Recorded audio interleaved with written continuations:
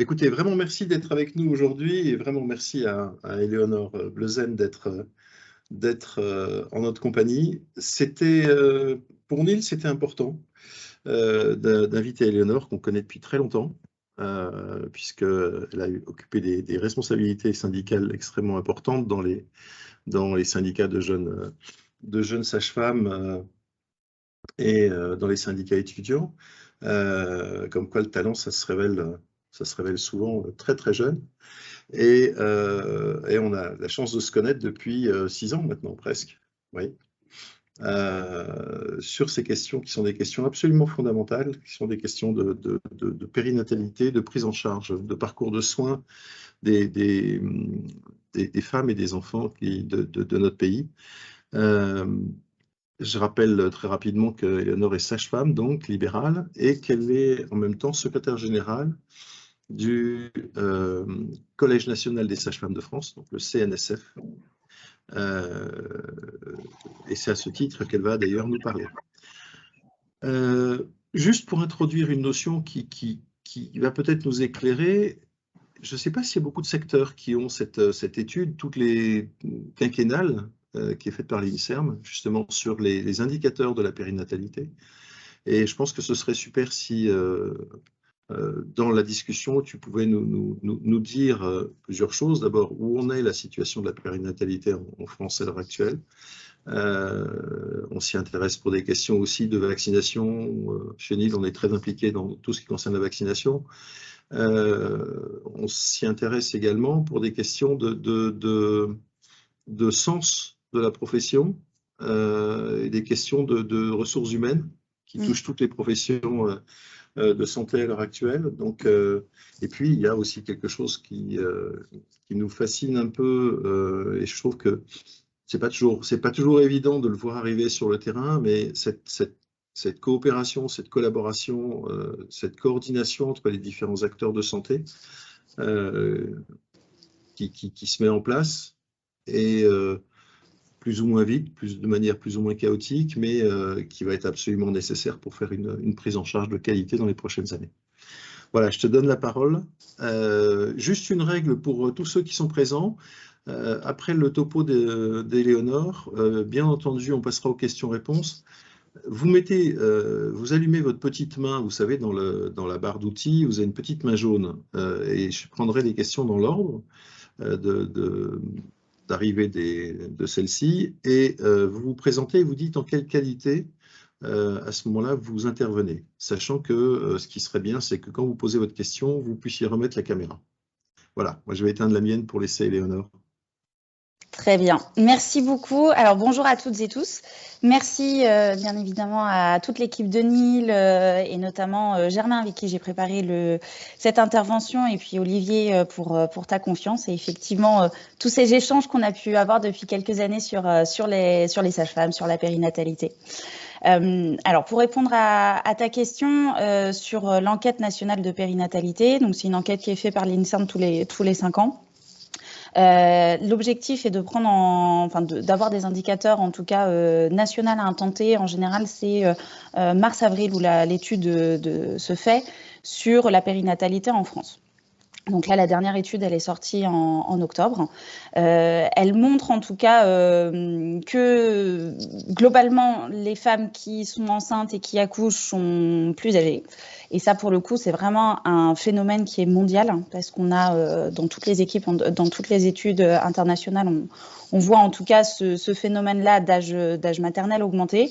Donc forcément, des pathologies liées à la grossesse, parce qu'on sait qu'à partir de 35 ans, on a des pathologies un facteur de risque en tout cas de développer des pathologies. Et donc pour le coup, ça c'est mis en avant. Après, sur la prise en charge, on va dire médicale en France, on peut être plutôt fier de ce qu'on fait. Alors si on prend le taux de mortalité maternelle, bon, il reste très très très très faible et vraiment pas du tout en augmentation, donc ça, voilà. Sur la mortalité infantile, quand on compare par contre avec les autres pays européens, là, pour le coup, on est moins bon. Et notamment, une enquête aussi est sortie là, il y a 2 jours qui s'appelle Eurostat Europérinat, qui fait des comparateurs justement avec des indicateurs très précis. Mais il y a, je crois, 8 indicateurs qui sont comparés. Et là, pour le coup, la France, on n'est pas très très bon sur la mortalité infantile. Et il y avait eu une communication de toute façon sur ce sujet. Je crois que c'était courant de l'été, qui montrait qu'on n'était pas si bon que ça en France. Sur les indicateurs qui, en tout cas, se sont améliorés, c'est la prise en charge médicalisée, on va dire, de l'accouchement. Il y a eu des recommandations qui sont sorties par le Collège des sages-femmes, notamment en collaboration avec le Collège des gynécos, sur l'utilisation de l'ocytocine pendant le travail.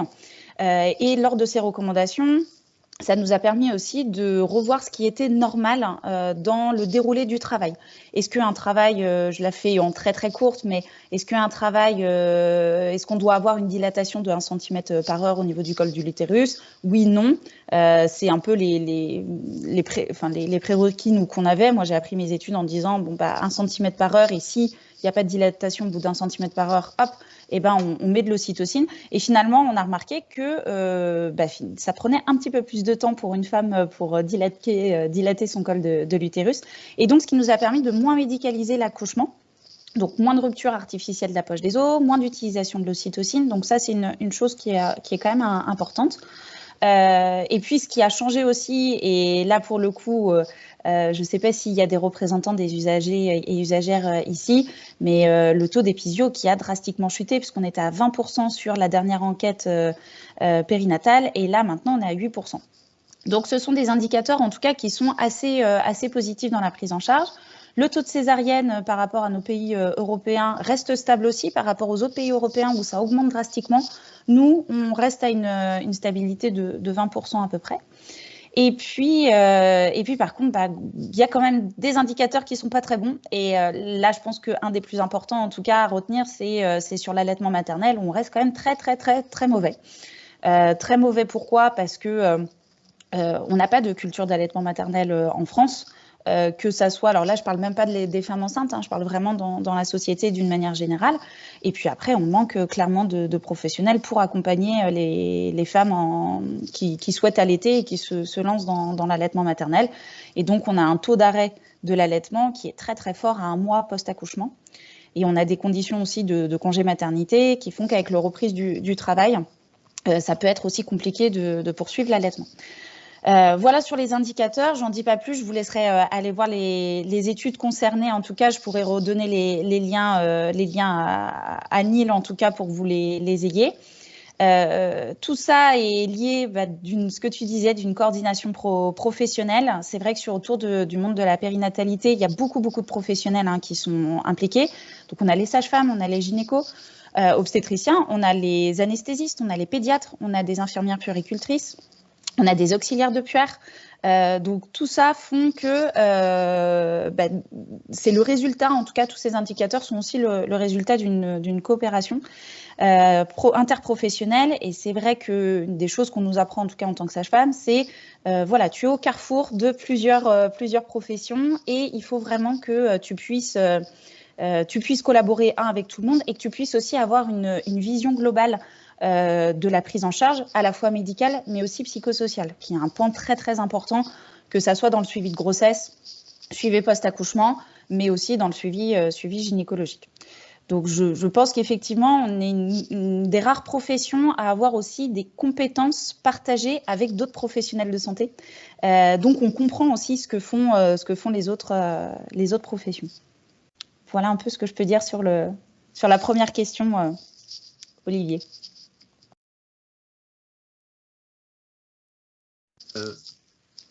Et sur l'avenir de la profession, sa structuration, la façon dont se met en place justement cette collaboration avec des équipes médicales, avec des équipes de périnatalité et tout ça, quel est le bilan que vous en dressez quand on voit les difficultés qui quelquefois se font jour entre les médecins, les pharmaciens au sujet de... Alors j'espère que ça fait partie on va dire de la petite histoire maintenant, mais sur les questions de vaccination, ça a été presque un peu un déchirement chez les libéraux. Est-ce que vous avez vécu... On a l'impression que les choses se font de manière beaucoup plus douce et de manière beaucoup plus positive Enfin, c'est plutôt le regard extérieur qui nous donne cette impression, ou peut-être que vous faites moins de bruit que les autres. Mais où Alors, est-ce que vous en êtes dans ces phénomènes de coopération? Alors pour le coup, déjà, on n'est pas nombreuses. Alors je féminise hein, la profession parce qu'on est à 98% de femmes. Je n'oublie pas les hommes hein, qui sont sages-femmes aussi, mais pour faciliter en tout cas mon discours, je féminise la profession. On est peu nombreuses parce qu'on est 23 000 sur le territoire. Donc pour le coup, en termes de bruit, oui, c'est plus compliqué. On a eu des grèves qui a été assez importantes. On a eu 2013, la dernière c'était 2021, en lien avec les fermetures de maternité et le manque d'effectifs. Mais pour le coup, peut-être qu'on fait moins de bruit parce qu'on est aussi moins nombreuses. Sur tout ce qui est développement des compétences, ce qui est sûr en tout cas, c'est qu'on a la chance, quand on fait nos études, d'avoir plusieurs intervenants de professions différentes. Donc du médico et du psychosocial. C'est vrai qu'on a énormément de cours qui sont faits par des psychologues et des sociologues pour nous expliquer justement comment appréhender une femme qui est enceinte, comment appréhender la vie d'une femme et tous les bagages qu'elles peuvent avoir et d'un couple d'une manière générale. Et au niveau du médical, on a énormément de cours, à la fois par des sages-femmes, mais il faut savoir qu'on a une pluralité en tout cas des sages-femmes, parce qu'on peut très bien avoir des sages-femmes qui sont que en salle de naissance, mais des sages-femmes qui sont libérales, donc qui sont par exemple spécialisées plutôt en allaitement, etc. Des pédiatres qui nous font aussi la formation. Je pense à tout ce qui est réanimation néonatale. C'est les pédiatres en fait qui nous forment à cette réanimation. Et donc, dans cette formation, bien évidemment, on a aussi très vite intégré le protocole de coordination entre professionnels. On sait qu'on doit faire les premiers gestes en urgence, mais derrière, dans un des process, en tout cas dans le process de protocole, il y a un moment, appeler le pédiatre assez rapidement pour qu'il puisse venir. Donc, on a en tout cas cette coopération professionnelle qui arrive dès le début des études, dès la deuxième année, dès qu'on rentre en école de sage-femme. Sur après l'évolution de nos compétences et sur la manière douce. Alors, donc, pour ceux qui ne savent pas, depuis 2009, nos compétences sont énormément évoluées, notamment en gynécologie. Je pense que c'est un des compétences, en tout cas phares, c'est qu'on peut assurer maintenant le suivi gynécologique des femmes. Alors, selon les textes, c'est en bonne santé, c'est-à-dire sans facteur de risque. Typiquement, je ne peux pas assurer le suivi gynécologique d'une femme, par exemple, qui est diabétique. Ce n'est pas mon rôle, ça c'est le rôle d'un médecin, d'un gynécologue. Mais donc, on a eu ce champ de compétences au niveau gynécologique qui a beaucoup évolué. Donc, le temps forcément que la formation se mette à jour, que les professionnels se mettent à jour également. On va dire que c'est depuis 2016 peut-être qu'on a, entre 2015 et 2017, où vraiment maintenant les sages-femmes s'emparent de la gynécologie. On a eu tout ce qui est les compétences en orthogénie aussi. Donc maintenant, on peut effectuer des IVG médicamenteuses, que ça soit en ville ou à l'hôpital dans des centres dédiés. L'expérimentation maintenant qui est lancée là, depuis très récemment parmi 18 établissements au niveau de l'IVG chirurgicale. On a eu les compétences en vaccination qui se sont élargies. Avant, on était simplement pour la femme et la femme enceinte notamment.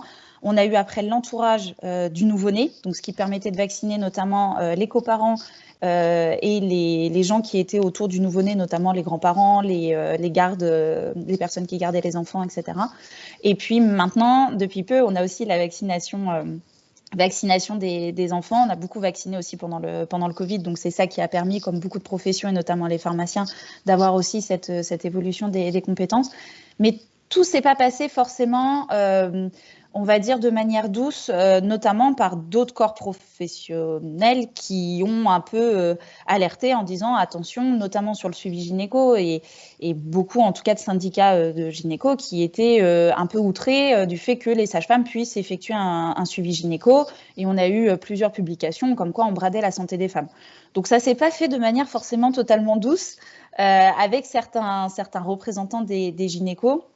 Mais je rassure en tout cas toute l'Assemblée ici, dans la grande majorité des cas, justement cette coopération interprofessionnelle, elle se passe de façon très fluide, mais parce que chacun sait quelles sont ses compétences. J'ai eu de la chance, moi, de travailler dans une maternité dans le 92, donc la maternité de Louis Mourier, où quand les internes arrivaient, les chefs gynéco disaient « Bon, alors là, tu es dans l'espace des sages-femmes. Ce sont les sages-femmes qui gèrent. Si elles ont besoin de toi, elles vont t'appeler. Pareil pour les pédiatres. Mais donc, c'est elles qui gèrent. Et si tu as besoin d'apprendre de l'obstétrique et notamment de la physiologie de l'obstétrique, tu vas vers elles. Et puis nous, on t'apprendra la patho, on t'apprendra comment faire des ventouses, forceps, etc. Mais par contre, si tu veux vraiment apprendre de l'obstétrique, tu vas avec les sages-femmes et tu verras, tu apprendras beaucoup. Donc, je pense qu'il y a aussi ces personnes dépendantes, mais je trouve qu'il y a un fort respect, en tout cas, des compétences de chacun, compréhension des compétences, et puis le fait de travailler au quotidien en fait ensemble. Oui, on se connaît, on sait quelles sont nos limites aussi de compétences et d'actions. Et donc, c'est peut-être dans ce sens-là, en tout cas, que ça s'est fait de façon douce. Et puis, je pense aussi sur la périnatalité, ça se fait de toute façon de manière pluriprofessionnelle. Je prends les exemples des réseaux de périnatalité qui ont été mis en place en 98. C'est pluripro de toute façon. Ce sont donc au niveau d'une région en général, on a un réseau de périnatal. Au début, c'était des petites régions. Maintenant, c'est plutôt étendu aux grandes régions. Et on a le réseau périnatal. C'est une association qui est composée à la fois de médecins, donc pédiatres, gynéco, anesthésistes, mais aussi de sages-femmes, d'infirmières puéricultrices. Et donc, on a l'habitude, dans la périnatalité, en tout cas, de travailler ensemble. Donc, peut-être que c'est là aussi la différence avec d'autres secteurs de la médecine. Alors moi j'ai une dernière question, puis après on ouvrira aux questions de la salle. Grosse crise à l'hôpital, fuite générale des personnels des acteurs de santé de ces structures. Ça caractérise beaucoup l'hôpital public, mais lundi, j'étais à Unicancer et Unicancer dit qu'il y a aussi un problème, même dans les ESPIC, problème d'attractivité, de maintien des gens en activité. Comment ça se passe pour ta profession et quelles sont les solutions que vous envisagez? Alors pour le coup, on n'est pas épargné, si ça peut ou pas rassurer. Non, on n'est pas du tout épargné par cette fuite, en tout cas ce manque d'attractivité. Je pense que au-delà même de l'hôpital public, enfin de l'hôpital du milieu hospitalier, c'est vraiment un manque d'attractivité de la profession. Plusieurs choses, en tout cas nous qui nous concernent, si je prends vraiment le pan hospitalier. Vous le savez tous, on a eu des fermetures de maternités, notamment les petites maternités. Ce qui fait que les grosses maternités ont dû récupérer tout le flux d'accouchement, parce que là, même si on a une petite diminution de la natalité, elle est quand même aux alentours de 750 000, on était même à 850 000, je crois, en 2015, quelque chose comme ça, donc on reste sur un taux de natalité, enfin un taux de naissance en tout cas qui est stable, mais avec un nombre de maternités qui diminue. Et pour la faire très simple, ce qui s'est passé, c'est qu'en fait, il n'y a pas eu d'augmentation des effectifs pour absorber ce flux entrant.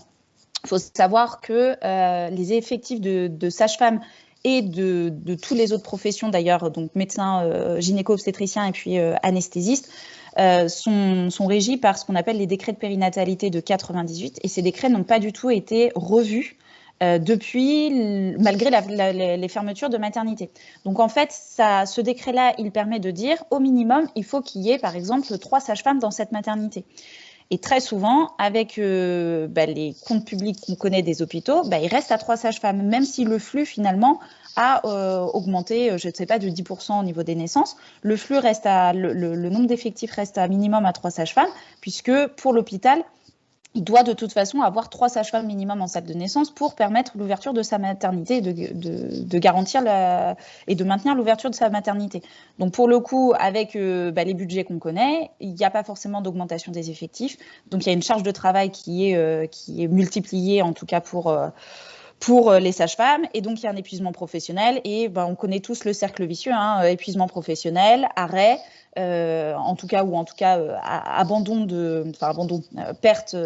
fuite vers soit le milieu libéral, soit même fuite de la profession d'une manière générale, et puis donc ça se répercute sur les autres collègues, etc., etc.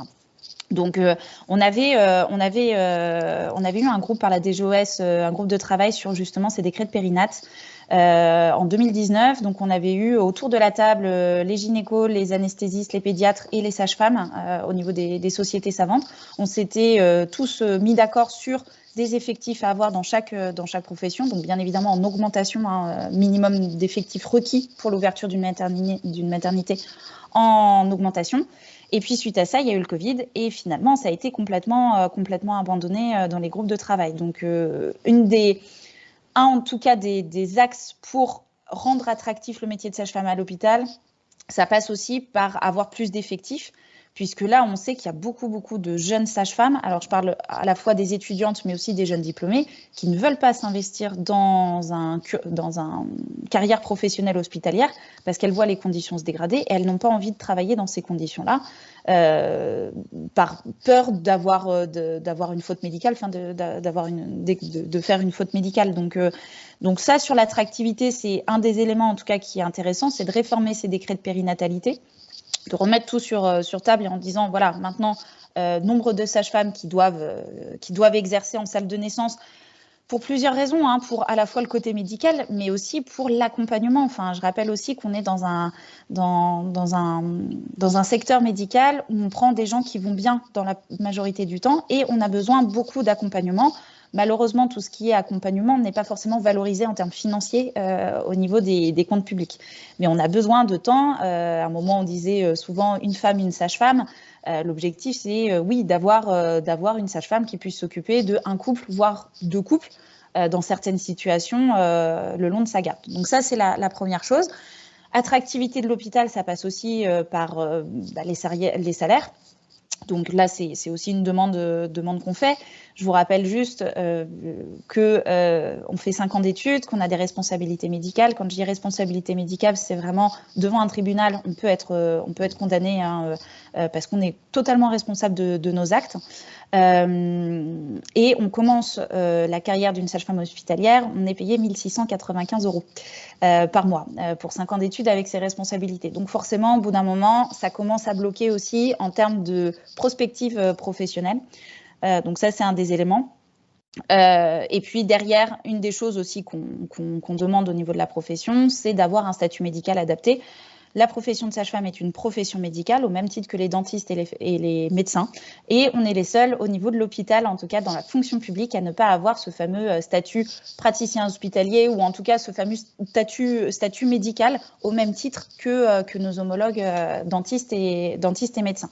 Est-ce que ça s'appelle praticien hospitalier? C'est pas la question, mais c'est vraiment l'objectif d'avoir une reconnaissance, en tout cas, de ce statut aussi, d'un point de vue hiérarchique aussi, de savoir quelles sont nos compétences, par exemple, pour gérer un service. Pourquoi est-ce qu'une sage-femme ne pourrait pas finalement gérer un service aussi qui soit complètement dans ses compétences médicales, donc c'est-à-dire de la physiologie.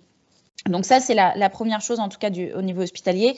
Malheureusement, dans la profession, et je pense que c'est le cas aussi dans beaucoup de professions de santé, on voit malheureusement un manque d'attractivité pour la profession, parce que là, cette année, on est à 200 places non pourvues au niveau national, au niveau des écoles de sages-femmes.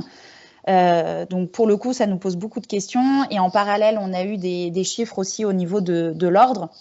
Et l'ordre nous a communiqué que depuis janvier 2022, on a à peu près plus 130% de radiation des moins de 65 ans au niveau du Conseil de l'ordre. Alors, bien évidemment, en termes de chiffres, ça reste quand même faible, c'est-à-dire que j'ai pas les chiffres là en tête, mais on parle pas non plus de centaines et de milliers de sages-femmes qui arrêtent, mais on voit en tout cas qu'il y a beaucoup de professionnels qui arrêtent la profession parce qu'elles n'arrivent pas à s'épanouir, que ça soit au niveau de l'hôpital, mais au niveau du libéral. On a aussi parallèlement une augmentation de l'activité en libéral, et ça, il ne faut absolument pas le nier, mais ça n'explique pas que justement cette fuite de l'hôpital, parce que en libéral, on a, c'est sûr, des conditions de travail en tout cas qui sont peut-être un peu plus favorables qu'en hospitalier. On ne fait pas de nuit, on ne fait pas de week-end, ou en tout cas, on travaille comme on veut. On a des horaires entre guillemets de bureau, même si chacun peut travailler comme il le souhaite. On a justement cet accompagnement qu'on peut avoir peut-être plus facilement qu'à l'hôpital, parce que on est au sein de son cabinet et on suit les patientes pratiquement on va dire, du début de sa vie gynécologique, puis on a potentiellement cette partie de grossesse, et puis après le postnatal, et on recommence après sur le suivi gynécologique. Donc, on a une relation aussi qui prend tout sens dans le métier qu'on fait. Donc, voilà, en tout cas, de façon très synthétique, ce que je peux vous dire, en tout cas, sur la crise de la profession, mais qui est valable pour toutes les professions de santé, mais en tout cas, les critères qui sont plus en lien avec la profession de sage-femme. J'espère avoir été claire et synthétique. Tu as été parfaitement claire et parfaitement passionnante, et très éclairante, en particulier sur les challenges que vous allez traverser dans les prochaines années, mais qui vont caractériser toutes les professions de santé. Je crois que l'objectif de refondre le système est capital. Je suis très content à titre personnel que ce ne soit pas une énième réforme qui vienne se coller dessus. Il faut véritablement revoir la tectonique des plaques à l'intérieur du système de santé français, au risque de le voir s'effondrer sur lui-même comme une vieille baudruche. Alors, on va passer maintenant aux questions. Et donc, ceux qui veulent poser des questions, n'hésitez pas à lever la main. Donc, vous avez dans votre barre d'outils tout en haut, vous avez, voilà, on a déjà Younes qui veut poser une question. Donc, n'hésitez pas à vous inscrire, et puis je vous passe la parole, et mettez votre caméra le temps de poser votre question, et n'oubliez pas, bien sûr, de mettre votre micro. Younes. Oui, merci Olivier. Merci Éléonore pour ta présentation.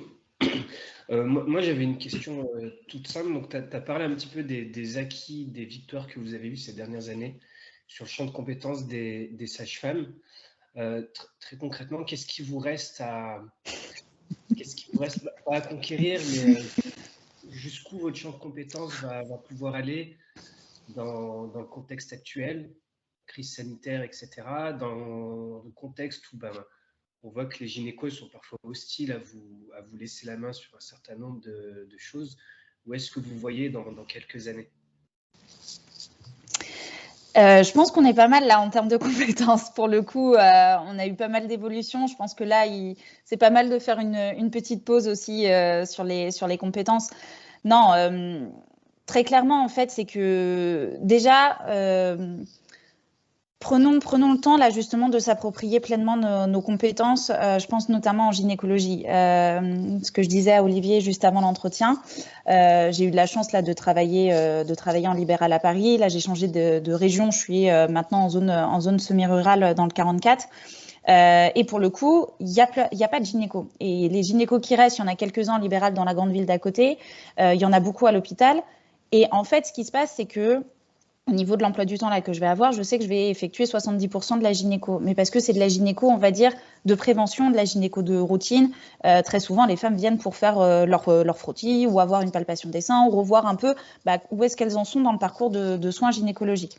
Et pour le coup, la patho est réservée aux médecins, en fait. Dès qu'on dépiste une pathologie, on réadresse vers les médecins et donc eux, ont de la place, entre guillemets, pour absorber cette pathologie parce que justement, le suivi de prévention est fait par des sages-femmes ou d'autres professionnels comme les médecins généralistes. Donc, je pense que c'est vraiment vers ça aussi qu'il faut qu'on tende. C'est maintenant, on a ces compétences-là. Toutes les sages-femmes qui sortent maintenant de l'école sont formées à faire de la gynéco et faire un bon suivi gynécologique. Je suis désolée, voilà, s'il y a des gynécos qui pensent encore que nous sommes dangereuses pour la santé des femmes de ce point de vue-là, mais non, on est quand même bien formés. Et d'ailleurs, je précise juste qu'on est formé chez les gynécos au début. Maintenant, on est de plus en plus formé chez les sages-femmes. Mais moi, je n'avais pas beaucoup quand j'ai fait mes études. Il n'y avait pas beaucoup de sages-femmes encore qui s'étaient appropriées les compétences de gynéco. Donc, c'est des gynécos encore qui m'ont formée. Donc pour le coup, j'espère en tout cas que je ne suis pas dangereuse au niveau de la gynéco. Donc approprions-nous ces compétences-là, essayons de clarifier pour les patients justement ce système de soins en disant qu'un médecin généraliste, une sage-femme peut faire votre suivi de prévention et que je pense, dès qu'il y a de la pathologie, oui, on va adresser vers un spécialiste qui est un gynécologue médical ou obstétricien. Ça, c'est la première chose. Sur l'accouchement. Je sais que parfois, il y a des discussions et des échanges, mais rien n'est formalisé. Et du côté des sages-femmes, en tout cas, on n'a pas du tout fait de demande pour ça. C'est notamment ce qui concerne les extractions instrumentales, donc extraction par ventouse ou par forceps. Est-ce que ça doit faire partie de nos compétences ? J'en suis pas vraiment sûre.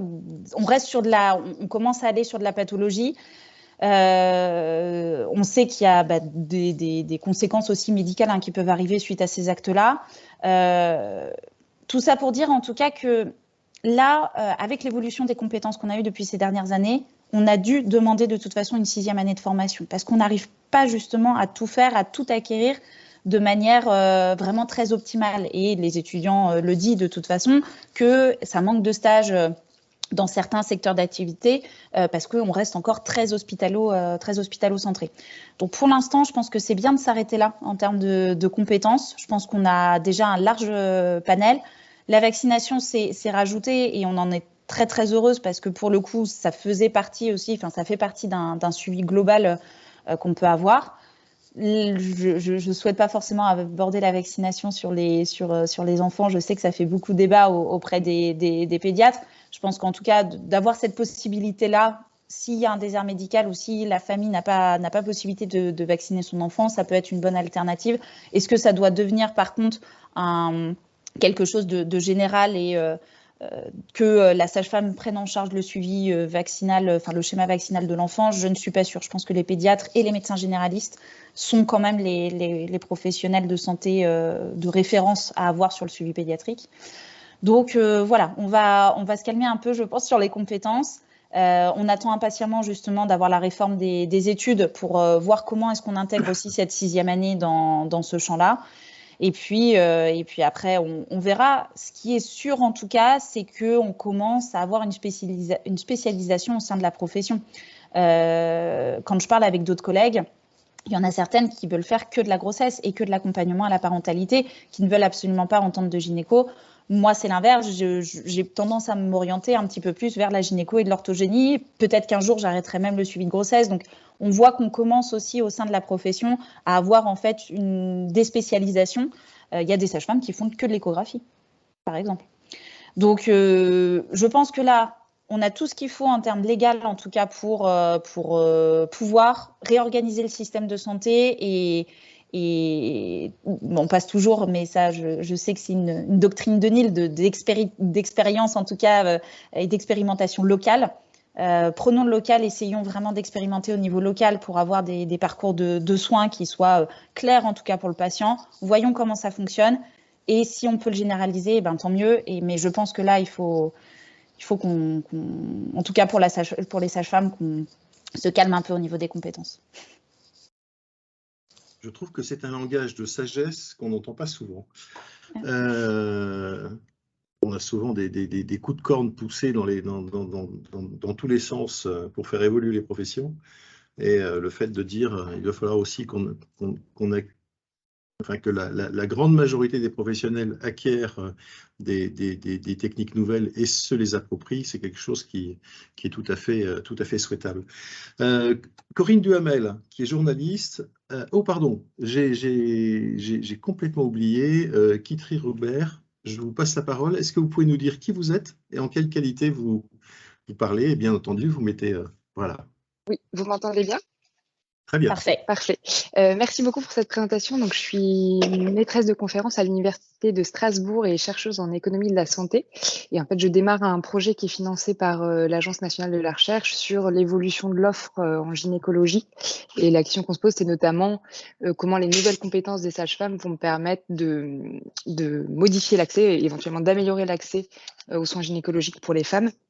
Et comment ces compétences aussi vont éventuellement faire évoluer les rapports entre les professions. Donc, tout ce que vous avez dit dans votre présentation est particulièrement passionnant sur ces thèmes-là. Et j'avais 2 questions, mais qui rejoignent des éléments que vous venez d'évoquer dans votre réponse à Monsieur Tellali.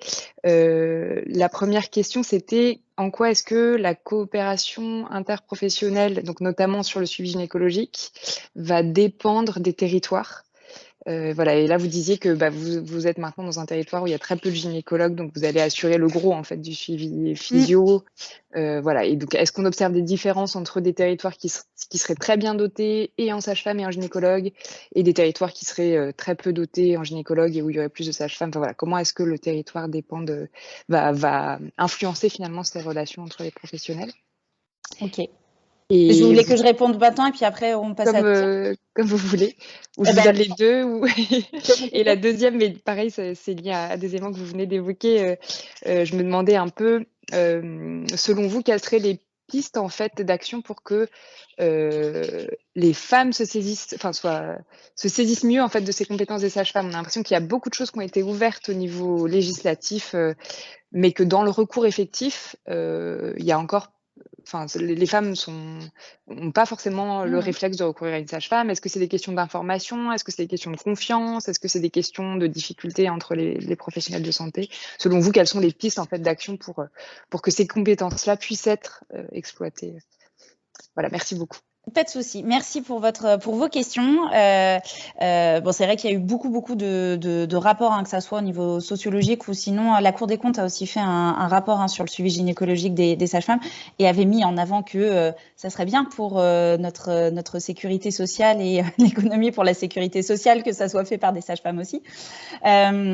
Donc, il y a beaucoup de choses, en tout cas, sur le sujet. Concernant le territoire, là, je vous prends vraiment un exemple, vraiment mon exemple personnel. À Paris, c'est vrai que, alors, Paris, il y a plus de professionnels, mais finalement, au niveau de la population, on reste quand même sur une zone qui n'est pas sous-dotée, mais qui est ce qu'on dit intermédiaire. Néanmoins, j'avais quand même accès à pas mal de professionnels, donc c'est vrai que j'avais cette facilité de passer un coup de fil ou d'aller directement sur des plateformes d'agenda en disant bon bah voilà, vous avez un rendez-vous dans 2 jours, c'est bon. Là, quand je suis arrivée sur le territoire, un des objectifs, en tout cas, que je me suis donné, c'est notamment de me former en échographie gynécologique, puisque les sages-femmes ont cette compétence-là aussi. Je ne parle pas du DU d'échographie qui permettent de faire les échographies pendant la grossesse. Je parle vraiment juste des compétences échographiques qui nous permettent de faire des échographies de datation, notamment de grossesse dans le cadre de l'orthogénie, mais aussi des échographies gynécologiques. Et en fait, là, je me suis rendu compte que oui, ça va être un besoin parce que si cliniquement, moi, j'ai quelque chose qui me fait suspecter, notamment en termes d'urgence, d'une grossesse extra-utérine, voilà. Là, ma seule possibilité que je vais avoir, c'est pas d'appeler quelqu'un pour dire est-ce que tu aurais une dispo dans la journée pour faire une écho, mais ça va être de l'envoyer aux urgences.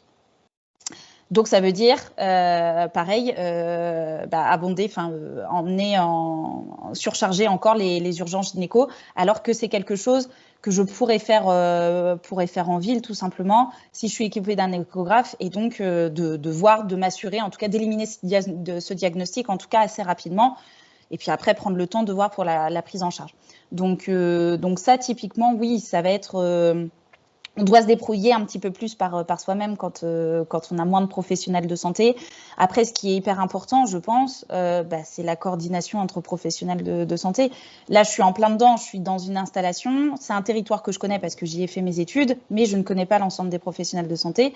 J'ai pris le temps d'aller me présenter, d'envoyer des courriers aux médecins généralistes, aux gynécologues, obstétriciens et médicaux pour me dire, voilà, je m'installe, voici mes compétences, voici pourquoi vous pouvez m'adresser par exemple des patientes.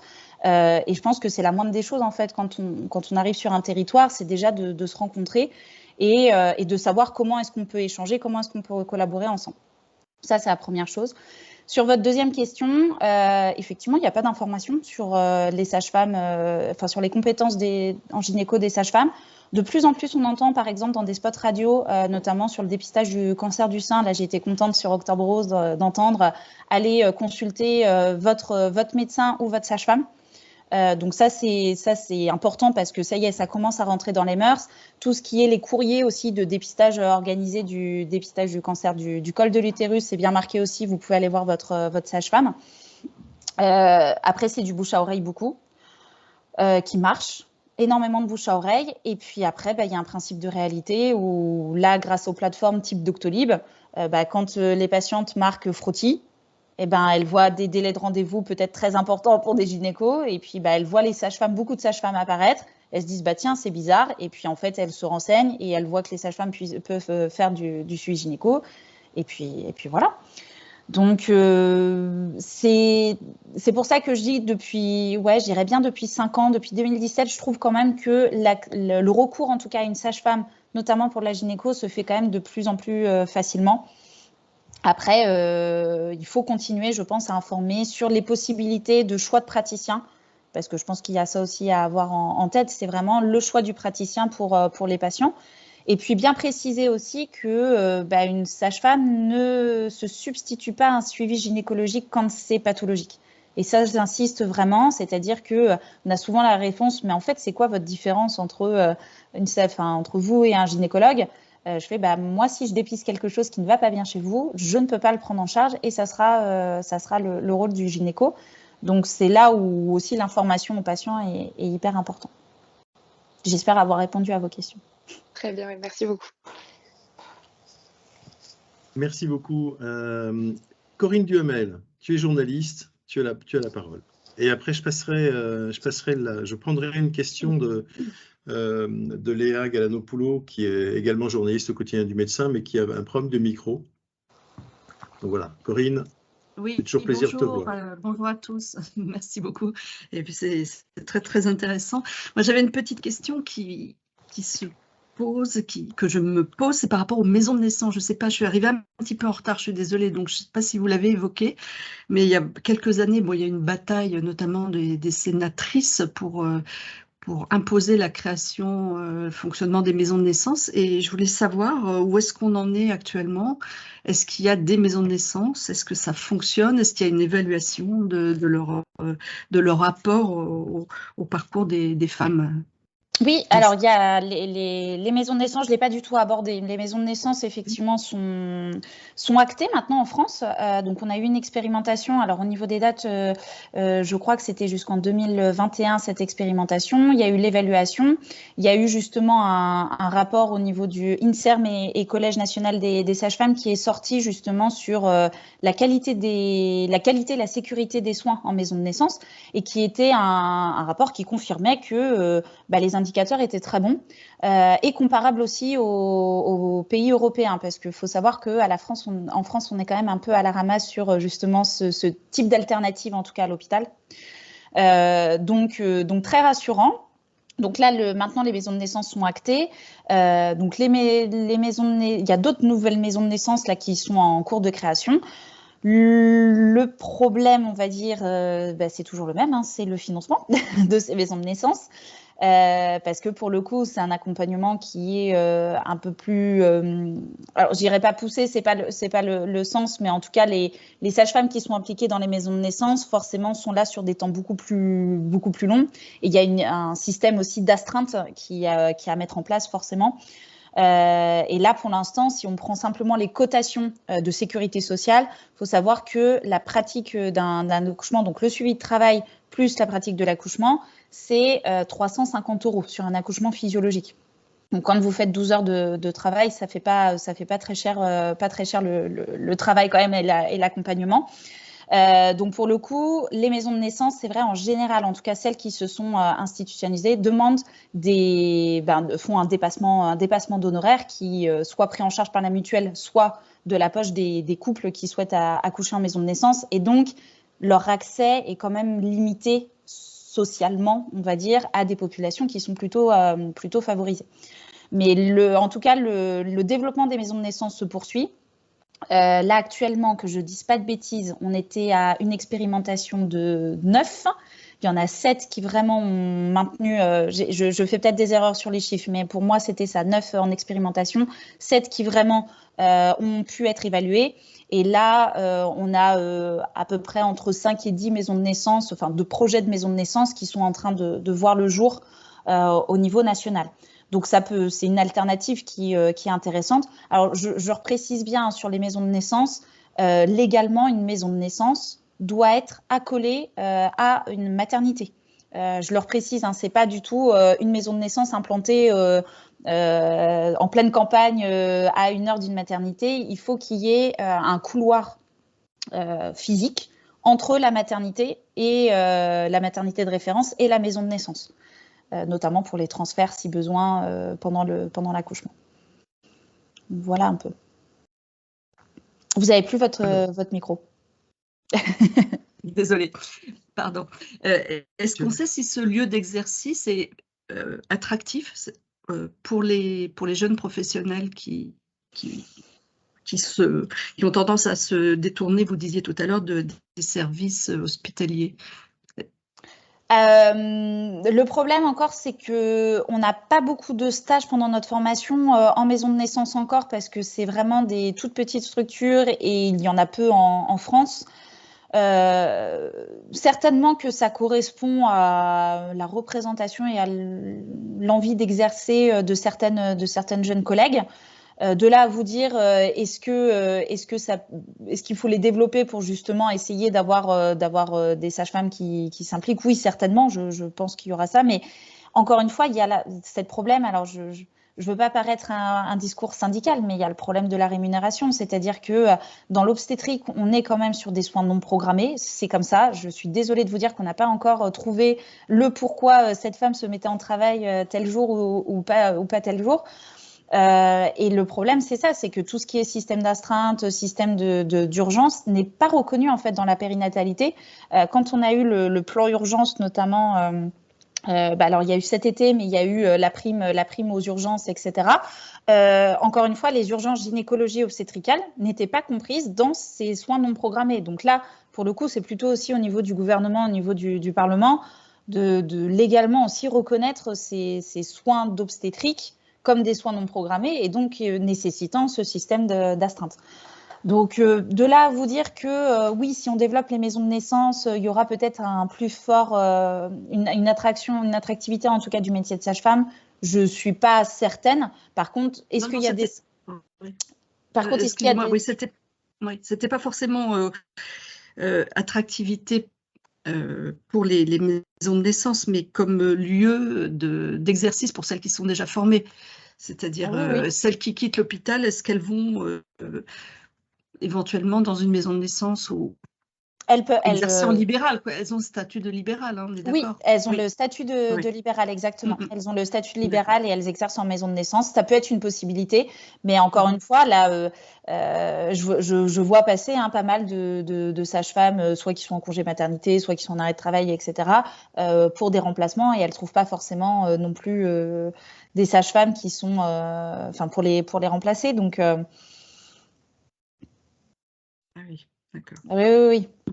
Oui, on a un gros problème. Enfin, depuis 2021, depuis été 2021, on a un gros problème malheureusement de fermeture de maternité et de cabinets médicaux, libéraux, pardon, de sages-femmes, parce qu'il n'y a pas de sages-femmes justement qui sont là pour remplacer. Et ça, c'est quelque chose qu'on voit depuis à peu près 1 an et demi sur des fermetures de cabinets et de maternité par manque de professionnels.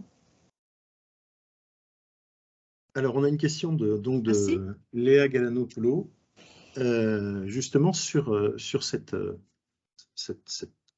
organisation, on va dire, interprofessionnelle. Ça a fait pousser pas mal de cris d'orfraie, en particulier de la part des syndicats médicaux, cette organisation du CLIO, qui est le comité de liaison interordre, et qui apportait d'ailleurs une ouverture et une respiration dans cette possibilité d'avoir des transferts de compétences. Ça. Et la question de Léa, c'est comment accueillez-vous la communication du CLIO pour plus d'ouverture sur l'interpro et le transfert de compétences, justement? Alors, c'est vrai que nous, on n'aime pas trop parler de transfert de compétences, mais plutôt d'évolution de compétences, parce que même avant qu'on ait notamment ces compétences en gynécologie, on avait une formation théorique sur ça, donc je pense que c'est plutôt évolution des compétences. Après, forcément, on l'accepte de manière plutôt positive, parce que c'est la clé pour moi pour un système de santé qui va fonctionner. Donc oui, si on n'a pas de coordination interpro, à un moment on peut plus travailler cloisonné de façon tubulaire en disant voilà, le médecin fait ci, l'infirmier fait ça, la sage-femme fait ça. Enfin, c'est plus possible. On a besoin d'avoir au centre le patient et puis derrière une équipe de soins primaires. Je pense notamment à une des demandes des sages-femmes qui va peut-être répondre aussi un peu dans ce sens-là, mais on a fait une demande comme quoi pour chaque grossesse, il fallait qu'il y ait une sage-femme référente. L'objectif, c'est quoi? Je vais le faire en très très simplifié, mais je ne veux absolument pas qu'il y ait de contresens. Ça serait d'être un peu le médecin traitant de la grossesse. C'est-à-dire que soit on prend en charge, on fait le suivi médical de la grossesse, et dans ces cas-là, bah oui, on reste le praticien de référence, et après, on a cette vision globale de réseau professionnel. Soit tout simplement la grossesse, pour X raisons, et notamment parce que c'est une grossesse pathologique, est suivie par notre praticien, mais la sage-femme est là aussi pour coordonner un peu justement toutes ces actions. Et c'est déjà ce qu'on fait. Quand je disais qu'on est habitué à travailler de manière pluriprofessionnelle, c'est qu'en fait, dès le début de nos études, on dit écoute, est-ce que tu as vérifié qu'elle avait bien son rendez-vous là, qu'elle avait son rendez-vous là, ou qu'elle a vu l'obstétricien, etc. Donc, on a cette vision globale.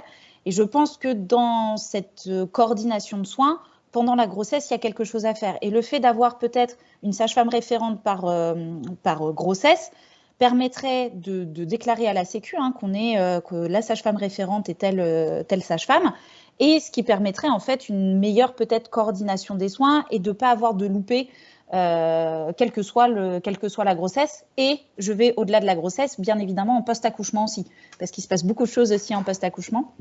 Donc voilà pour vous répondre, en tout cas plutôt favorable de toute façon à l'interprofessionnalité, dans le respect encore des compétences de chacun et de chacune.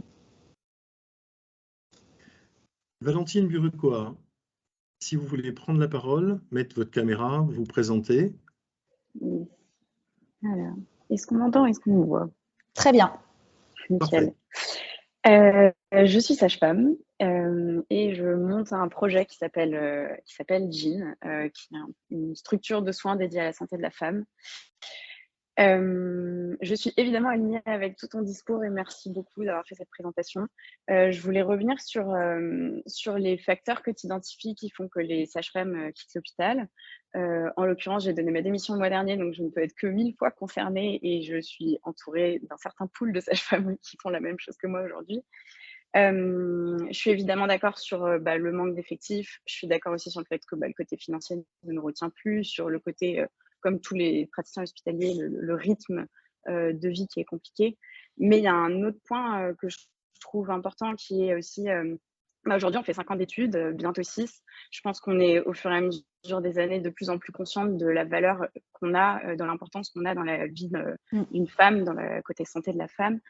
Et donc, je trouve qu'en fait, il y a une chose qui ne nous retient plus à l'hôpital, qui est cette sensation qu'il n'y a pas de carrière possible, il n'y a pas d'évolution de carrière possible dans la vie d'une sage-femme. Autant on peut se rajouter plein de cordes à nos arcs, autant il n'y a pas vraiment de... Voilà, aujourd'hui, c'est l'hôpital ou c'est le libéral. Alors oui, ça peut être en maison de naissance, au PMI familial, en PMI. Les lieux de structure sont divers. Mais faire des nouvelles choses avec ce métier de sage-femme, je trouve qu'aujourd'hui, c'est peu proposé. Il y a beaucoup de boucliers à l'entrée. Et je te le dis, alors que moi-même, j'essaie de créer ma propre structure, mais c'est pas de tout repos. Et du coup, voilà, je me dis, c'est quoi la suite de ça?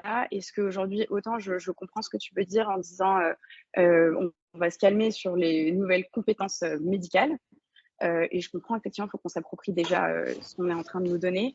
Ma question, c'est plutôt, oui, mais c'est quoi maintenant les nouveaux champs d'action possibles? On a une place folle, à mon avis, à prendre sur la prévention en santé sexuelle, prévention sur le côté préservation de la fertilité, peut-être ce statut de sage-femme référente, peut-être cette possibilité de créer des structures où c'est la sage-femme qui est un peu pilier de ces structures.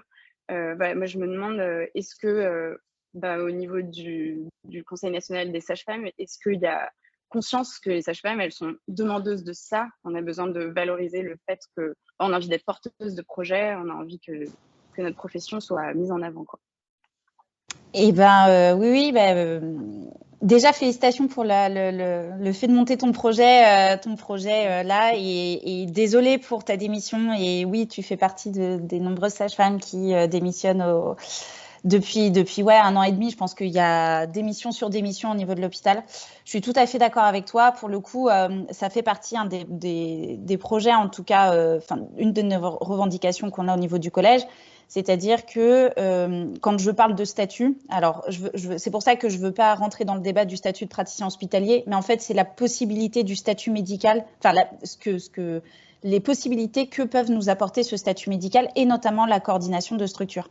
Actuellement, on a des sages-femmes coordinatrices qui sont dans nos services, mais qui finalement ne sont pas chefs de service, entre guillemets. On pourrait très bien imaginer qu'il y ait un centre de santé de la femme, par exemple, qui soit géré un peu comme ce que tu fais, c'est-à-dire par une sage-femme, en lien ou pas avec l'hôpital, mais qui a un statut vraiment de coordinateur qui actuellement n'est pas reconnu parce qu'en fait, on n'a pas le statut médical adéquat, mais que ça soit en libéral ou que ça soit à l'hôpital.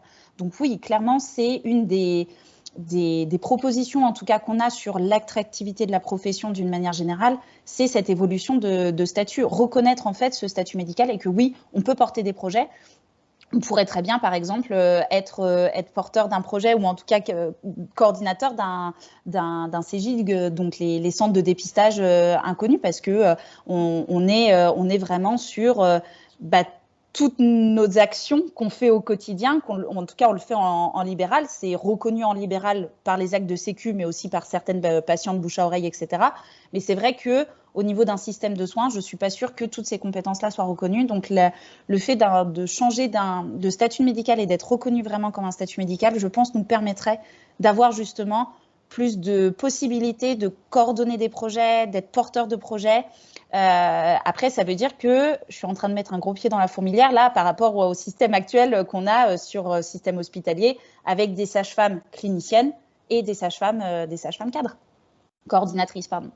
Donc là, pour le coup, je pense que oui, effectivement, il y a tout ce modèle-là à repenser pour qu'on ait justement plus d'autonomie médicale. Mais malheureusement, là, ça passe par un statut et on a beau essayer de faire comprendre ça, le débat reste quand même sur le statut PH parce que, alors que ça soit PH ou que ça soit statut médical, moi je m'en fiche du nom, je veux juste qu'on ait ces possibilités-là justement de faire déjà de l'hospitalier et du libéral, ce qui n'est pas possible ou alors très temporairement, qu'on puisse enseigner et faire de la clinique en même temps. C'est-à-dire que moi j'en ai marre d'être formée par des sages-femmes, quand j'étais étudiante, par des sages-femmes qui malheureusement n'avaient pas mis les pieds dans un service depuis 10 ans parce qu'en fait, elles n'ont pas le droit de cumuler et leur activité clinique et leur activité d'enseignement parce qu'on a toujours un statut. Ah, il y a Olivier qui apprend quelque chose là, je vois. Et oui. Et oui. C'est complètement clair. Voilà, parce qu'en fait, on n'est pas dans la FPH, on est dans la FPH et on a ce statut qui est assigné à une mission simplement d'enseignement et pas de clinique. Alors, il y a quelques sages-femmes qui arrivent au niveau des écoles à avoir quelques dérogations, de faire une garde par mois, par exemple, des choses comme ça.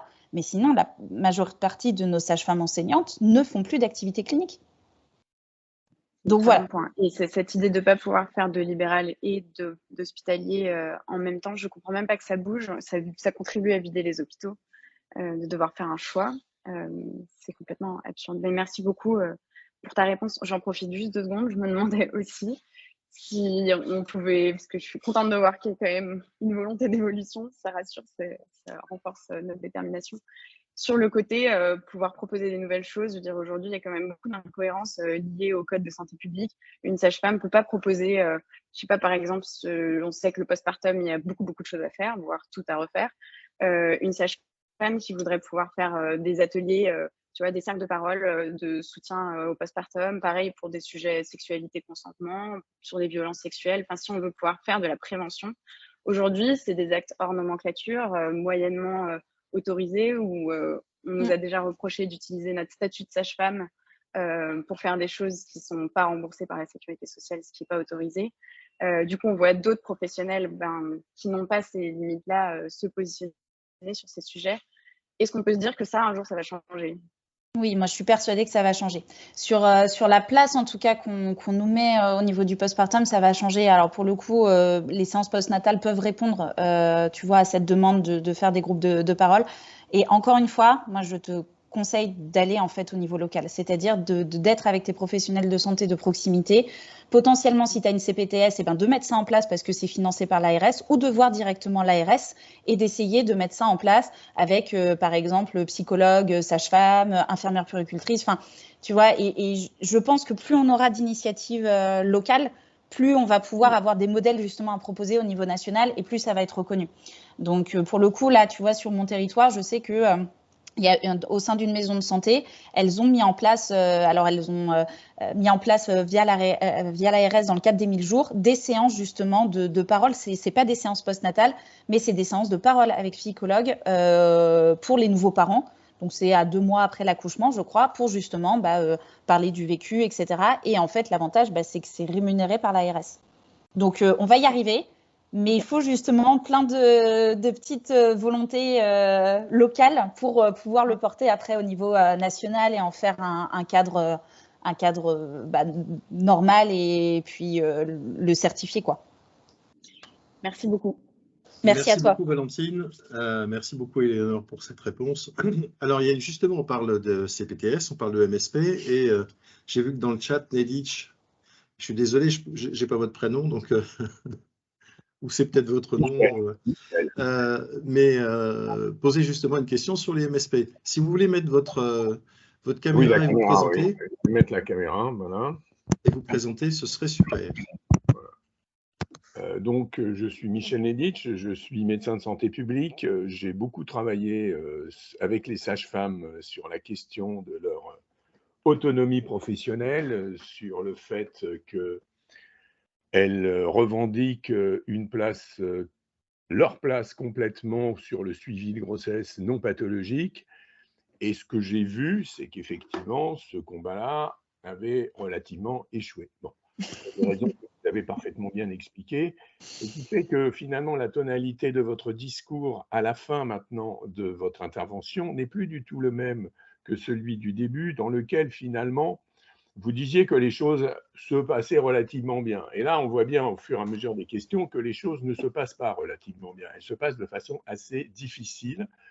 La question du statut est emblématique de ça, parce qu'effectivement, derrière la question du statut, il y a la question de la véritable autonomie de votre profession, qui est une profession médicale à responsabilité limitée. Donc, c'est vrai que cette question-là n'a jamais été réglée. Ce n'est pas un reproche. C'est que, comme vous l'avez dit très rapidement, ce n'est pas simplement que vous êtes peu nombreuses, c'est que hiérarchiquement et symboliquement, les médecins dominent complètement l'ensemble des professions de santé. Et on voit très très bien ce qui se passe sur les IPA, sur les infirmières de pratique avancée, où ils ont réussi là aussi à faire en sorte qu'elles ne puissent pas vivre si elles exercent exclusivement en fonction de leurs compétences d'IPA, et que donc elles sont obligées de faire autre chose. Et c'est très exactement ce qui vous est arrivé, c'est-à-dire que on ne vous a pas autorisé, comme en Hollande ou comme en Grande-Bretagne, à avoir une véritable autonomie. Quand vous parlez, le médecin traitant la grossesse, c'est une façon intelligente d'essayer de revenir à cet objectif-là. Et je vous félicite, et si vous réussissez, c'est très bien. Alors moi, ma question, je pourrais parler pendant des heures de votre situation, mais ma question est la suivante. Le dernier papier que j'ai écrit sur la profession de sage-femme, je faisais le pari qu'en investissant très fortement les maisons de santé pluriprofessionnelles et maintenant les CPTS, elles pourraient construire à la base les conditions d'une véritable coopération interprofessionnelle, et qu'ensuite, petit à petit, ça pourrait se diffuser et donc finalement arriver à imposer, entre guillemets, par l'exemple, que vous étiez tout à fait capable, effectivement, de vous occuper d'une manière autonome des grossesses normales, allant à terme. Bon, de faire les accouchements à l'hôpital, ça, c'est autre chose. Dans les maisons de naissance, on voit très bien que les maisons de naissance, les obstétriciens ont réussi à les coller à l'hôpital, donc elles sont mortes. Une maison de naissance, par définition, c'était quelque chose qui était à distance, pas loin, mais à distance. Et moi, j'ai participé au combat et j'ai bien vu comment les obstétriciens avaient réussi à faire en sorte de dire « il faut un couloir ». Voilà, il faut un couloir. Donc, en fait, là, ils avaient gagné. Il n'y aurait pas de véritable maison de naissance. Voilà. Donc, je pensais que dans les MSP et peut-être dans les CPTS, mais beaucoup plus dans les MSP, vous pouviez construire cette collaboration sur le terrain. Et donc, je voulais savoir s'il y a eu des études qui ont été faites et qui montreraient que finalement les sages-femmes en MSP sont plus heureuses, on travaille dans des meilleures conditions, réussissent mieux à faire ce pourquoi elles ont été formées, c'est-à-dire le suivi de grossesse et aussi maintenant le suivi gynécologique pour les femmes en bonne santé. Alors, à ma connaissance, je n'ai pas d'études, en tout cas, sur spécifiquement les maisons de santé.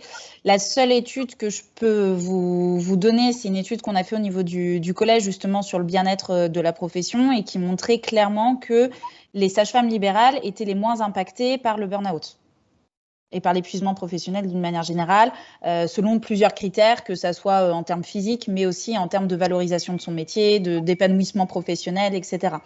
Donc après, on sait que au niveau des sages-femmes... Pardon, les sages-femmes libérales en MSP étaient moins impactées? Non, les sages-femmes libérales d'une manière générale. Donc après, dans les sages-femmes libérales, il y en a qui sont en cabinet individuel, d'autres en cabinet de groupe que sages-femmes et d'autres en cabinet interdisciplinaire. Après, ce que je peux vous dire... je pense que oui, moi, ça ne m'étonnerait pas qu'on soit de toute façon plus heureuse en participant à une MSP ou à une CPTS en tout cas, parce qu'il y a de l'enrichissement intellectuel avec tous les avis et tous les points de vue des autres professions. Je pense qu'on a une valorisation de notre métier qui se fait aussi par les autres professions. Je prends typiquement les médecins généralistes qui n'ont absolument pas envie de faire de la gynécologie et qui disent attendez, la porte à côté, c'est une sage-femme, elle est très bien, vous allez voir. Et ah bah oui, non, mais en fonction de vos antécédents médicaux, ça suffit, il n'y a pas de souci, vous n'avez pas besoin d'aller voir un gynéco. Et donc tout le monde est content. Donc, et puis, si cette dame-là a des enfants et que lui fait le suivi pédiatrique, hop, nous, on lui conseille de toute façon d'aller faire suivre son enfant chez lui ou chez elle. Donc oui, les relations de toute façon interprofessionnelles, elles sont, je pense, elles ont une grande importance dans l'épanouissement en tout cas et dans l'épanouissement de son travail professionnel et dans la reconnaissance qu'on peut avoir de notre métier. Donc voilà, et j'entends ce que vous dites sur l'analyse de la profession. C'est vrai qu'on est une profession qui est complexe à comprendre. Mais encore une fois, parce qu'on est la seule profession qui avons un champ de compétences médicales qui sont partagés avec d'autres professionnels. Donc, il faut savoir échanger, discuter, parfois se faire entendre. Et oui, je partage aussi ce lobbying médical de médecins qui est très fort, vraiment. Le dernier exemple en jeu, c'est des représentants de gynéco qui sont allés donner leur avis sur la 6e année de formation au niveau du ministère de la Santé. Et le ministère de la Santé, pour une fois, et on a été content pour ça, a répondu en fait, ça ne vous regarde pas. Non, mais c'est vrai. Mais sauf que c'est que très récemment qu'on commence à avoir des politiques, quels qu'ils soient, qui commencent à se passer de l'avis des médecins, ou en tout cas qui arrivent à dire écoutez, ça sera comme ça, et on ouvre le discours, et ça sera comme ça, et ça ne sera pas autrement, et ça va très bien se passer. Donc, et encore une fois, je ne veux pas du tout faire du discours anti-gynéco ou anti-médecin, c'est pas du tout l'objectif, parce que dans la grande majorité des cas, ça se passe très très bien avec eux, et que c'est malheureusement certaines personnes qui en général sont parfois à la tête des syndicats, donc qui sont entendues par les Ça s'appelle du lobbying, on connaît un peu ça chez nous. C'est ça. Est-ce qu'on a d'autres questions? S'il n'y a pas d'autres questions, pendant que vous fourbissez vos questions, moi j'en ai une. Dans l'enquête sur justement les indicateurs de périnatalité, on s'aperçoit qu'il y a au niveau de la Martinique, enfin des territoires d'outre-mer, là par contre il y a un vrai problème. C'est-à-dire que si mes informations sont bonnes, la mortinatalité n'est pas bonne. Enfin, on est vraiment dans des situations qui sont des situations assez catastrophiques. Chez NIL, on s'occupe de plus en plus, on a décidé de s'occuper, on fait un colloque d'ailleurs pas plus tard que demain, de la question du One Health. Le One Health et la santé globale, c'est comment à l'intérieur du pays, la santé devient quelque chose de transversal, qui va prendre en compte bien entendu les déterminants de santé, je pense que les territoires d'outre-mer sont marqués aussi par ça, qui va prendre en compte les crises sanitaires. Et quand on pense à la chlordécone, par exemple, avec les conséquences sur la grossesse, c'est aussi marqué par ça. Et qui va prendre en compte, bien entendu, tout ce qui concerne l'urbanisme, la santé numérique et tout ça. Donc c'est une vision qui est holistique de la santé, qui dépasse les professions, qui va dépasser la cathédrale santé telle qu'on l'imagine en France, c'est-à-dire où la santé, ça ne tient que sur la santé humaine.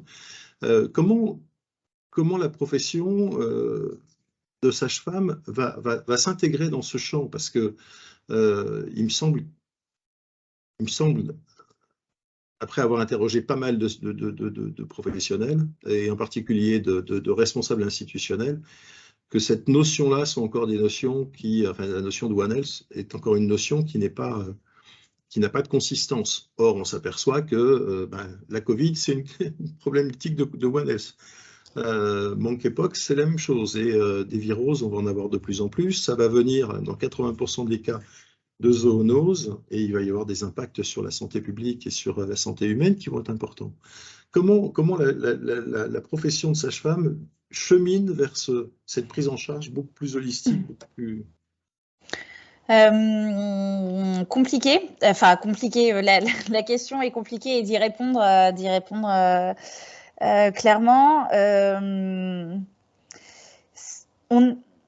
Ça serait faux de dire qu'on n'a pas du tout conscience de ça, parce que justement le fait qu'on a eu une formation centrée sur la physiologie et ce qui se passe bien nous permet justement de voir un petit peu au-delà du corps médical et du médical pur et simple.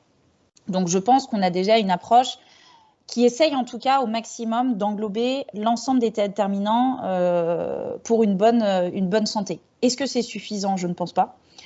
Est-ce qu'on a un gros travail, par exemple, à faire sur, je prends un des exemples sur la santé environnementale? Oui, clairement, et notamment en périnatalité, où il y a énormément de choses à dire, parce que, et c'est pour ça d'ailleurs qu'il y a eu ce programme des 1000 jours, c'est vraiment depuis la grossesse et jusqu'aux 2 ans de l'enfant où il y a vraiment des déterminants à avoir pour la santé de nos futurs citoyens.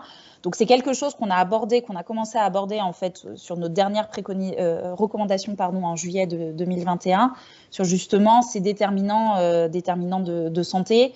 Est-ce qu'en pratique c'est suffisamment fait? Je pense qu'on a encore beaucoup de choses à faire. Donc allons-y. Allons-y, et puis certainement que dans 10 ans, j'espère en tout cas que j'aurai pas le même discours et que ma prise en charge médicale aura évolué par rapport à ça, et que je serai encore moins concentrée que sur du symptôme, entre guillemets, sur de la clinique, mais peut-être plus aussi sur l'environnement, et je pense que, enfin j'espère en tout cas que dans 10 ans, je pourrai affirmer ça. Alors Corinne Duhamel, tu as une question. Oui, j'avais une question. Alors désolée, on repart dans le plus petit. Enfin, voilà, on n'est plus dans l'holistique, mais dans le technique. Je voulais savoir quelle appréciation vous portez sur le fonctionnement du dispositif Prado qui a été mis en place il y a maintenant peut-être 10 ans par l'assurance maladie. Est-ce que ça marche? Est-ce qu'il y a encore des sages-femmes qui collaborent? Donc c'est pour les sorties de maternité pour prendre en charge les femmes et les bébés à domicile, quoi. Voilà. C'est ça. Le Prado, donc c'est le programme de retour à domicile organisé qui permet à des femmes, donc c'était une expérimentation au début, qui permettait à des femmes, étant donné que les séjours en maternité se raccourcissaient, ça permettait à des femmes d'avoir un professionnel de santé, et notamment des sages-femmes libérales, qui se déplaçaient à leur domicile pour poursuivre la prise en charge médicale à la fois de la mère et de l'enfant. Donc cette expérimentation après a été générale, a été validée, donc ça a très bien marché.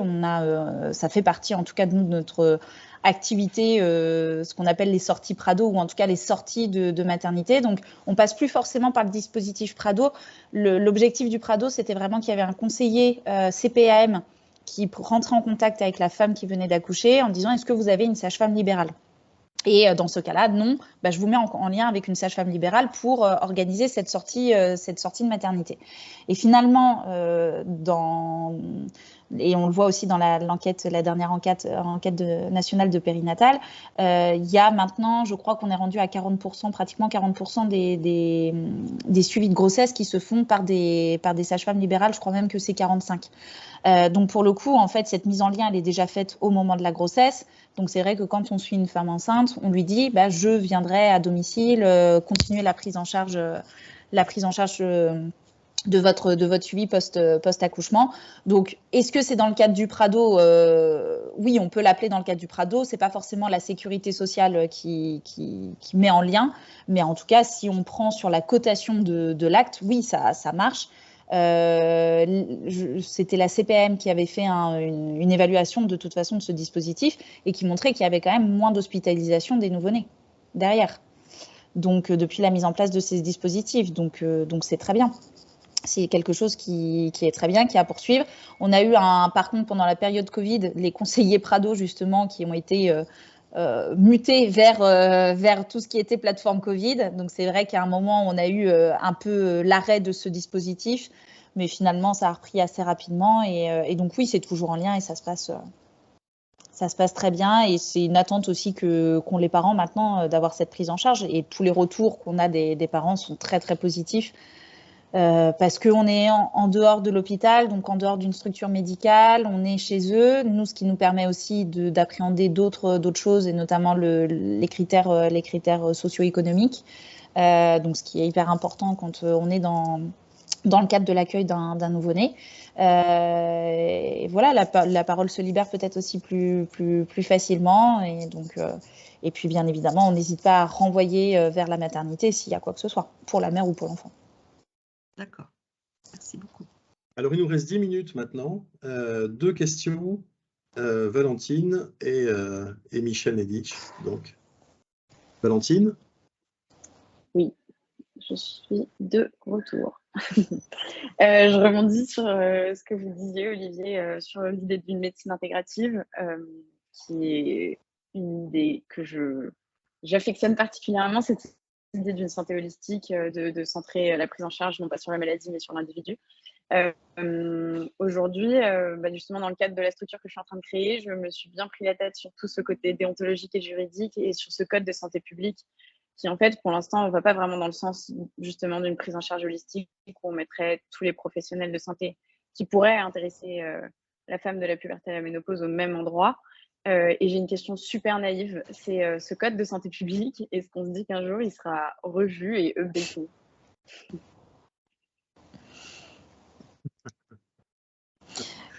Oui, via les lois, il est modifié un petit peu. Est-ce qu'il est modifié dans son intégralité? Oui, mais par les lois. Là, normalement, on devrait avoir une loi de santé bientôt avec la nouvelle mandature, le nouveau quinquennat. Donc, c'est à ce moment-là, justement, qu'il faut faire des propositions pour modifier ce code de santé publique. Okay. Enfin, je ne sais pas, Olivier, je pense que tu peux apporter d'autres précisions. Oui, enfin, le code de la santé publique plus le code de la sécurité sociale, ça fait l'ensemble le plus complexe et le plus rébarbatif d'ailleurs des millefeuilles législatifs de l'intégralité de la République française. Donc, on est là devant une montagne de textes, sans parler des circulaires arrêtés et tout ça. Alors, réformer le code de la santé publique, ça, à mon avis, c'est un travail de Romain. Je crois que l'Académie française essaie de faire un dictionnaire. À côté, c'est de la gnognotte.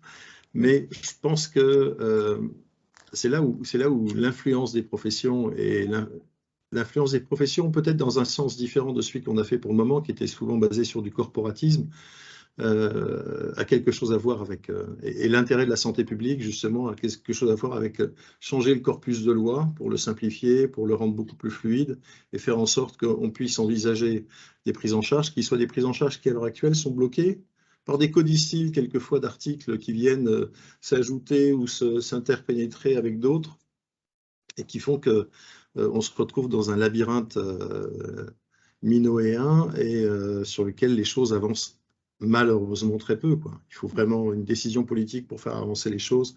Et la santé est un sujet suffisamment critique pour que le législateur n'y touche que par petites touches, qui ne va pas dans le sens de la refondation du système de santé. Et on le voit par exemple dans le PLFSS cette année, le projet de loi de financement de la sécurité sociale, où on a quelques mesures phares comme les consultations de prévention qui vont tout à fait dans le bon sens. Puis pour le reste, on a des mesures administratives, en particulier des contributions demandées, enfin je n'appelle pas ça des contributions, mais demander à certains acteurs de santé qui sont majeurs et sur lesquels voilà, ça reste de la cuisine qu'on retrouve tous les ans quand on suit la loi de financement de la sécurité sociale depuis une vingtaine d'années. Michel Lédich.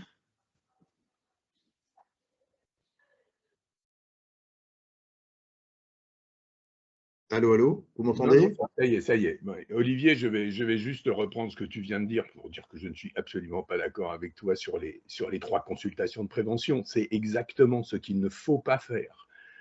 Et d'ailleurs, l'ensemble de la profession de santé publique s'est élevé contre cette mesure qui est une mesure aberrante et qui ne fait que favoriser et augmentera les inégalités sociales de santé, puisque ceux qui vont bénéficier de ces consultations sont ceux qui bénéficient déjà du système beaucoup plus que ceux qui en sont exclus. Donc c'est une aberration totale.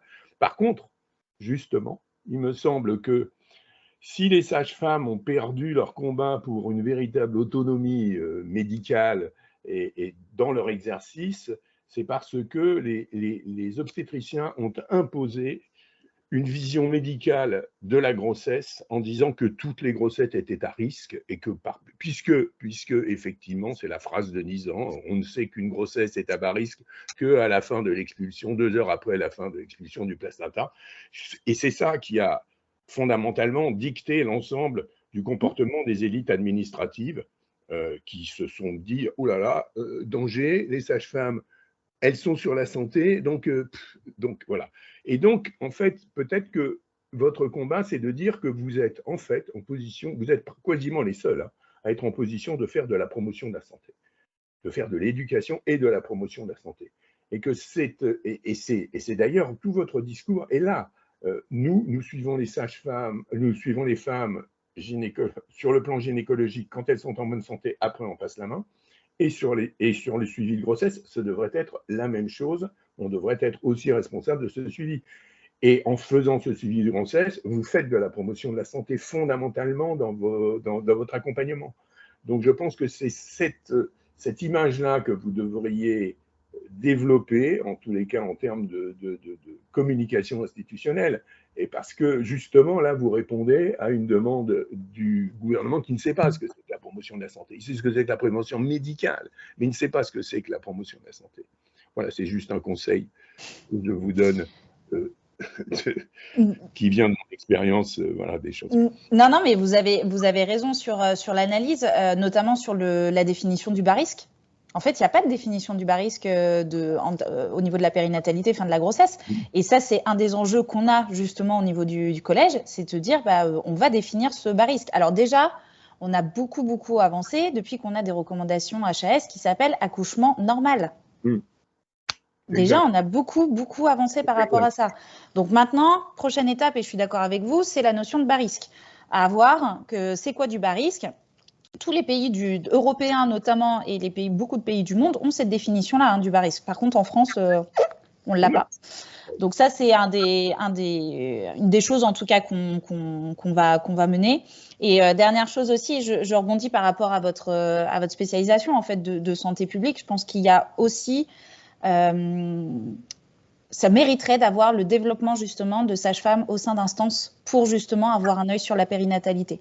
Et ça, c'est un retour en tout cas qu'on m'a pas mal fait en disant mais pourquoi est-ce qu'on n'a pas de sages-femmes qui sont dans les services de périnatalité ou très peu, que ça soit au niveau des ARS, que ça soit au niveau du ministère, que ça soit de plein d'instances où en fait vous avez cette vision justement d'organisation des soins et qui permettrait de faire un peu le tri entre ce qui est du bas risque, justement, et ce qui mériterait d'avoir un suivi, une surveillance médicale qui est un peu plus poussée.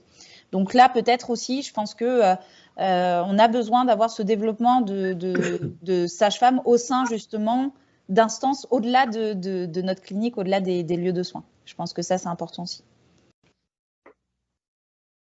Eh bien, écoutez, on arrive à la fin de ce Café Nil. Éléonore, vraiment merci de toutes ces précisions. C'était passionnant.